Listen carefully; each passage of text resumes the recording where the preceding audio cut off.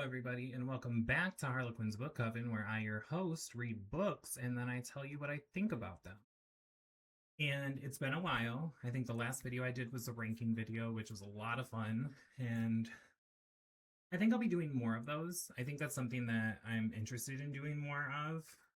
I just have to come up with different things to rank, and how to do it, especially like for books that I've read for the first part of the year. I can get like book covers and stuff, but like my friend wants me to do a ranking of book boyfriends, and I'm just like, how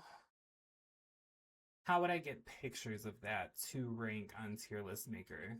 Like, what format would I want to do with that? So that will be coming, but I don't know when. And I am gonna try to get more consistent. I've sucked recently, but we're gonna see about it. So on today's episode of I Read a Book and I Want to Tell You What I Think About It, we are going back to, I want to say it was like February. It was like February or March. It was really early in the year, where I read the book Deathtrap by Alexandra St. Pierre. And I kind of stumbled upon this book in Barnes and Nobles. At the time, I didn't really know what dark romance was. All I knew is I read the back of it, and it said this lady is stalked by death her entire life, and anyone that touches her dies, and he went away for a while, but now he's back. And I was like, that sounds pretty interesting. I want to read that. Especially considering like I was basically just a horror reader before I started reading romance. Because of Phantasma. It corrupted me.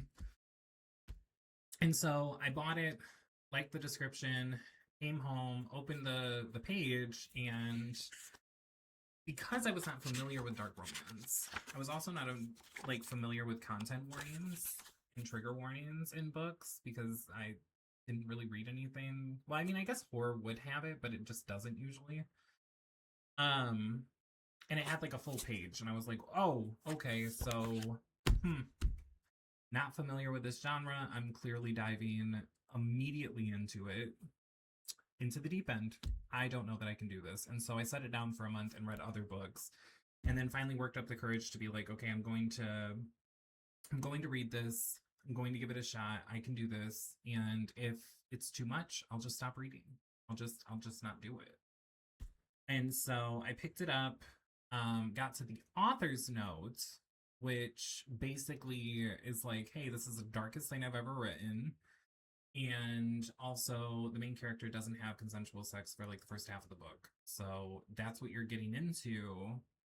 Have fun. Also, if this is too much for you, don't go forward. And I was like, Jesus. Now, I was not familiar with her writing. This is my first book of hers, which I still don't know if that's like a good or a bad thing. I think it's a good thing because I ended up loving the book.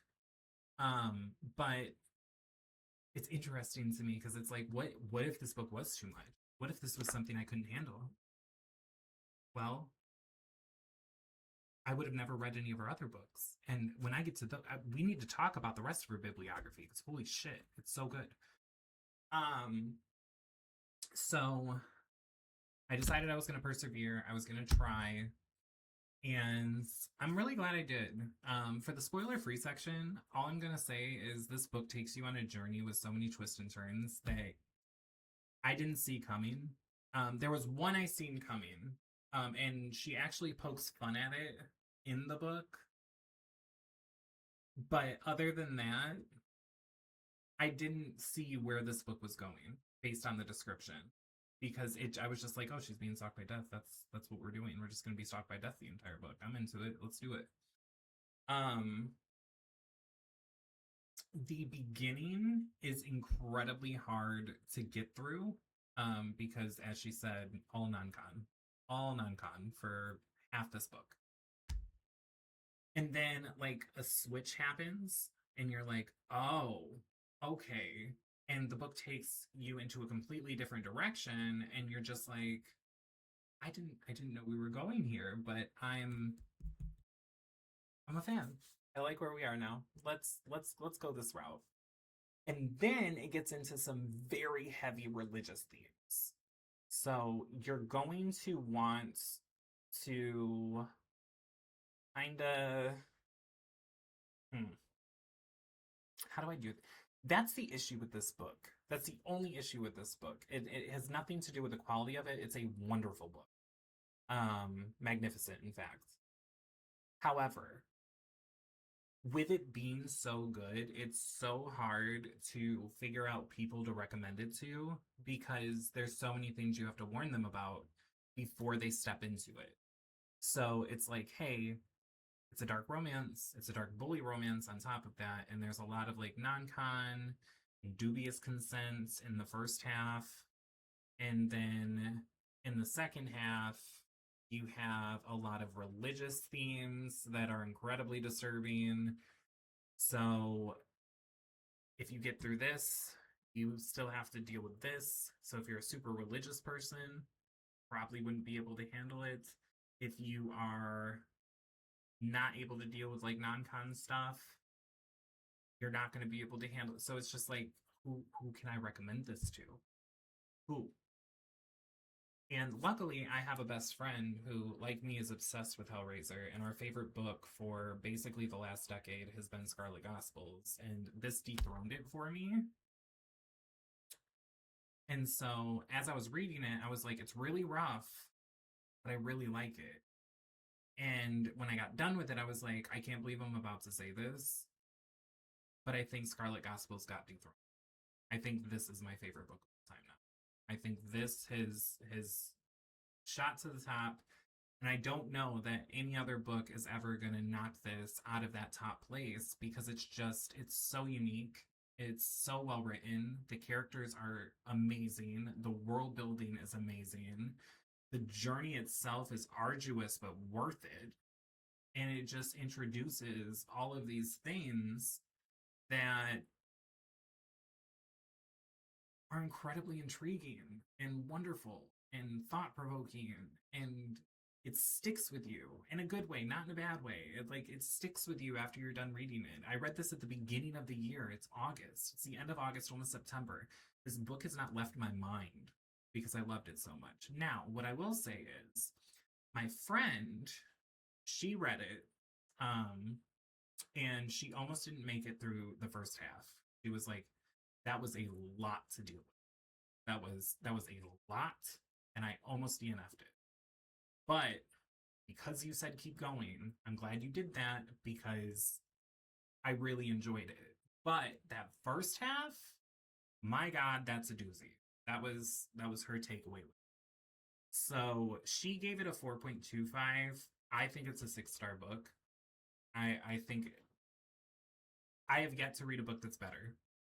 That's where I'm at least in my opinion, right?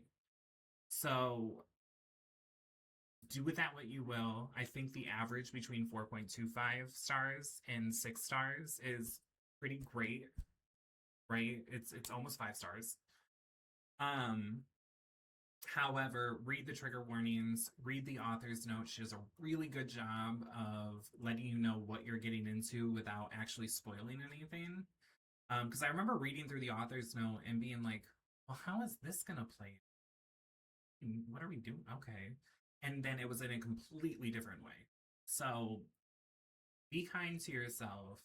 But if you want something that is going to take you on a journey and leave you a different person than when you entered that book, one, Alexandra St. Pierre is the girl to do it. Okay? That woman is the best writer I have ever experienced in my entire life. I will read anything she prints, period. And then if you can't, the rest of her bibliography isn't as dark. It still has darker themes. It's still not normal romance, right? It still has a dark tint to it, but it's a lot more palatable, a lot more consumable than Deathtrap, and you should give those a try. I would recommend like Mercenary and the Mortician. I think that is a very good entry point for anyone. Chasing Riddick was also a kind of probably the lightest I've read of her books. Yeah, I think it would be Chasing Riddick. I think that would be the lightest. So if you wanted to get an idea of her writing and her storytelling, Chasing Riddick's a really good entry. And then if you like that, read more Mercenary and the Mortician. She has a second book coming out soon to that, so I'm waiting patiently. We're almost there. We're getting there. Um, but yeah, I really really love Deathtrap, and I think everybody should have a chance to read it. I think everybody, unfortunately, will not be able to because it is incredibly dark. Um, but she does so many amazing things in this book. So if you are able to handle it, give it a try. If you're not able to handle it, it's okay. She has tons of other books you can read that are just as amazing. Maybe not quite 6 stars, like my favorite book of hers, but 5 stars. I would say if I think about all the books I've read of hers, I don't think I've ever had one that was below a 4.5. Ever. No. No. In fact, um, if you want a longer book that's of hers that is a bit dark at times, but also is really well written and a really good example of her writing and why reading the entire thing makes it worth it. Neurovance, insanely good. I still have to do the video for that. Um, I think if you like Neurovance and you get to the end of it and you're like, oh my god, my soul's crushed. But that was amazing. That's how I felt at the end of Deathtrap. I genuinely just felt like, wow, I just went through a lot. That was a lot, but worth it. Completely worth it. And so I I wish I could recommend Deathtrap to more people. It just makes me sad that I can't. Um that's it for the spoiler free review. We're gonna get into some spoilers in 3, 2, 1. Are you gone? You should be gone. If you don't want to know what happens in this, you need to go away. So I'm going to talk about spoilers. Okay. Just us now, right? Cool. So, something I really liked about this is I didn't see this taking us to hell at all. I never saw that being a thing. Um, the fact that we did get to go there relatively early in the book, and that's where we kind of spend the rest of the book, 10 out of 10. 10 out of 10. It is my favorite setting in any story whatsoever. I have read so many books set in hell because I just find it to be incredibly intriguing. There's so much you can do with it, there's so much imagination you can have. So I absolutely loved that. The twist, finding out that they, prior to the start of the book, for a very long time. I don't know. I don't remember how long because again, I read this at the beginning of the year, but for a very long time, Rommel, Shem, and Lilith were all lovers and in a very loving relationship, and obviously it was kinky. They were very into dubious consent and consensual non-con, I guess would be what it is. Um, which kind of influenced Reaver to do the things he did without him realizing it.